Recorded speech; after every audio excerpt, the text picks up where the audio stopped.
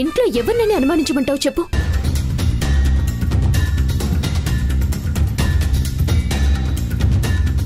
పైగా నీ ఫోన్ ఎవరు ముట్టుకోరు. ఏ విధంగా నీ నిజాయితీని నిరూపించమంటావు చెప్పన్నయ్య? ఆ విషయంలో నేను హెల్ప్లెస్ అయిపోయాను.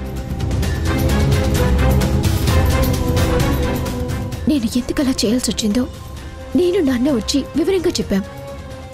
అయినా నువ్వు వినలేదు. నువ్వు తప్పు చేయవని నా మనసుకు తెలుసన్నయ్య. కానీ అది మా నోటితో మేము చెప్తే అధికారంలో ఉన్నందువల్ల నిన్ను వెనకేసుకొచ్చానని అనుకుంటారు. చూడండి మేడం, ఇప్పుడు నాకు మీ ఎక్స్ప్లెనేషన్స్తో పని లేదు. దయచేసి నాకు ఎక్స్ప్లెనేషన్ ఇవ్వకండి. మీ దృష్టిలో నేను ఒక ఫ్రాడ్. నన్ను అలాగే ఉండనివ్వండి. సొల్యూషన్స్ లేని ప్రాబ్లమ్స్ కూడా కొన్ని ఉంటాయన్నయ్య. ఆ ప్రాబ్లమ్స్కి సొల్యూషన్ కోసం వెతకూడదు, అర్థం చేసుకుని వదిలేయాలి అంతే. అవును దినేష్, నీ కోపాన్ని పక్కన పెట్టి శ్రీవల్లి చెప్పేది కూడా అర్థం చేసుకోరా. లేదమ్మా, తను చెప్పేది నేను వినడం కాదు, నేను చెప్పేది నువ్వు వినమ్మా. ఆ ఇంట్లో ఉన్న వాళ్ళతో నువ్వు కాస్త జాగ్రత్తగా ఉండు.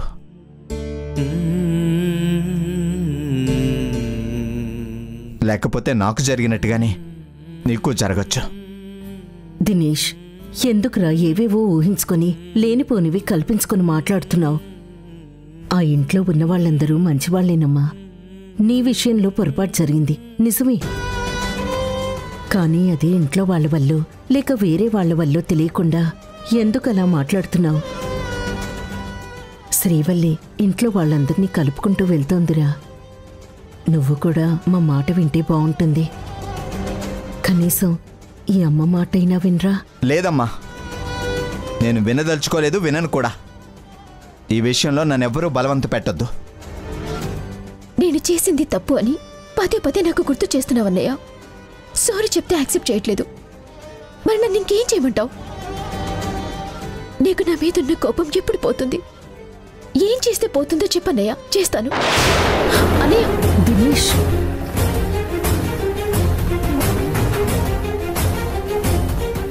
వెళ్ళొస్తాం భవానీ.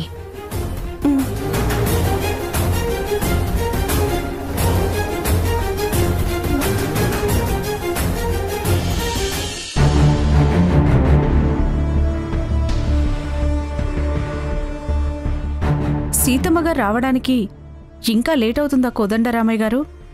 ఫోన్ చేస్తే బయలుదేరామని చెప్పారు. ఈ పాటికి వచ్చేయాలి. వచ్చేస్తుంటారు. Excuse me doctor. హలో. అవును.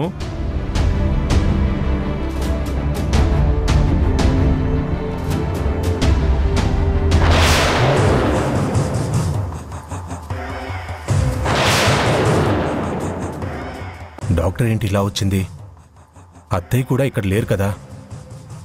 అయినా ఈరోజు డాక్టర్ అపాయింట్మెంట్ ఏం లేదే.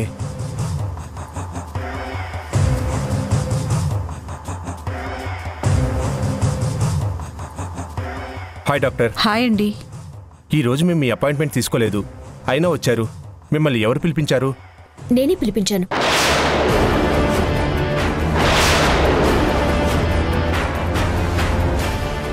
నువ్వు పిలిపించావా శ్రీవల్లి? అవును. అవును, సీత ఆరోగ్యం కొంచెం కూడా రికవర్ అవ్వలేదు, అందుకని పిలిపించింది. సీతమ్మ గారు వచ్చి ఇలా కూర్చోండి. రండి.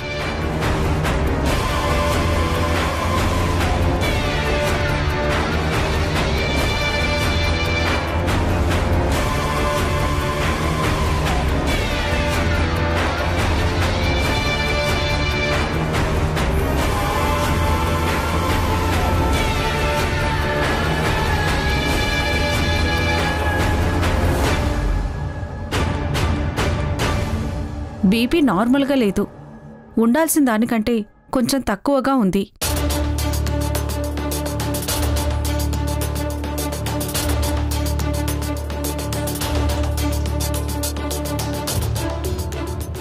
శ్వాస లోపలికి పీల్చుకోండి, వదలండి. ఆయాసం కూడా తగ్గినట్టుగా లేదే. అవును డాక్టర్. చాలా నీరసంగా ఉంటుందని చెప్తుంది డాక్టర్. టైంకి ఫుడ్ మెడిసిన్ కరెక్ట్గానే ఇస్తున్నారు కదా? అవన్నీ కరెక్ట్గానే ఇస్తున్నాను డాక్టర్. అయినా కూడా నీరసంగా ఉంటుందా? అవును డాక్టర్. ఇంకా ఎన్ని రోజులని అమ్మకి ఇలాగే ఉంటుంది డాక్టర్? తనకి ఎప్పుడు క్యూర్ అవుతుంది?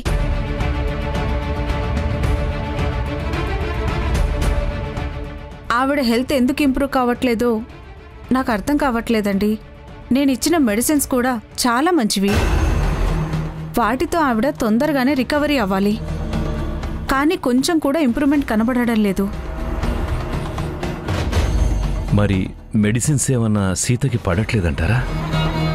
వేరే మెడిసిన్స్ ఏమన్నా రాసిస్తారా? 5 రోజుల్లో ఆ మెడిసిన్ అయిపోతుంది. ప్రస్తుతానికి అవి పూర్తిగా వాడండి. తర్వాత ఆవిడ కండిషన్ని మరోసారి పూర్తిగా చెక్ చేసిన తర్వాత అప్పుడు చూద్దాం.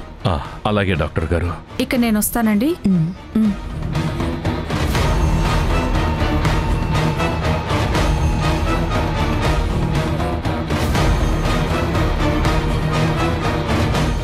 అమ్మా, నువ్వు తొందరగానే కోలుకుంటావు. 5 డేస్ తర్వాత మళ్ళీ చెకప్ చేస్తానంటున్నారు కదా, దాని గురించి నువ్వు ఇంకేం ఆలోచించుకో. ఓహో, మీ అమ్మకి తొందరగా నయం కావాలని కోరుకుంటున్నావా? అది నేను జరగనివ్వను కదా శ్రీవల్లి. నీకు మనసులో ఏదో ఒక బాధ దిగులు లేకపోతే నీ దృష్టంతా మా మీద పెడతావు. అది మాకు అంత మంచిది కాదు కదా. అందుకే మీ అమ్మ అలాగే ఉండాలి.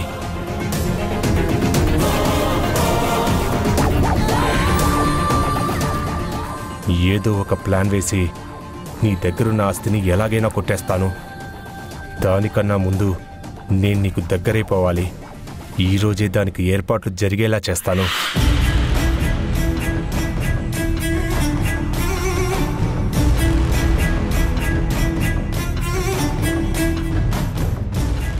ఏంటి శ్రీవల్లి, దేని గురించి ఆలోచిస్తున్నావు? ఏం లేదా. నువ్వు చెప్పకపోయినా నాకు తెలుసు. ఏంటది? అదే, అత్తయ్య గురించి నువ్వు ఎక్కువగా ఆలోచిస్తూ కంగారు పడుతున్నావు, అవునా? ఆవిడ గురించి నాకు కూడా బాధగానే ఉంది. డాక్టర్ ట్రీట్మెంట్ చేసినా, మెడిసిన్స్ ఇచ్చినా అత్తయ్య తొందరగా కోలుకోవట్లేదు అంటే దానికి కారణం వేరే అని నాకు అనిపిస్తుంది. ఏంటా కారణం? ఆవిడ మనసులో చెప్పుకోలేని బాధ ఉండడం వల్ల మెడిసిన్స్ ఆవిడికి పడట్లేదేమో అనిపిస్తుంది. తనెప్పుడూ సంతోషంగానే ఉండాలి. సంతోషమే సగం బలం అన్నారు కదా. అమ్మిప్పుడు పెద్దగా బాధపడే పరిస్థితులు ఇంట్లో కూడా ఏం లేవు. దినేష్ అన్నయ్య విషయం కూడా తను అర్థం చేసుకుంది. కాకపోతే అన్నయ్య మొండిగా ప్రవర్తిస్తున్నాడని అందుకు ఏం చేయాలన్నట్టు ఆలోచిస్తోంది అంతే. ఆ పరిస్థితులన్నీ మర్చిపోయేలా అత్తయ్యని మనం సంతోషపెట్టచ్చు.